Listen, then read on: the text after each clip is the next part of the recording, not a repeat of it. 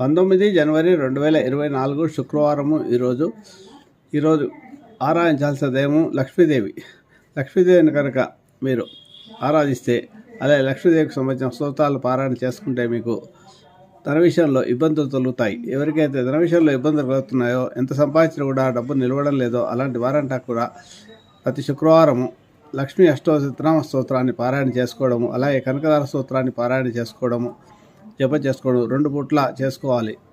సాయంత్రకాలంలో లక్ష్మీదేవికి అష్టోత్తరనామార్చన పూజ చేసి చింతపండు పులిహోర మరియు ఏదైనా తీపి పదార్థాన్ని నైవేద్యంగా సమర్పించి నెయ్యితో దీపం వెలిగించండి.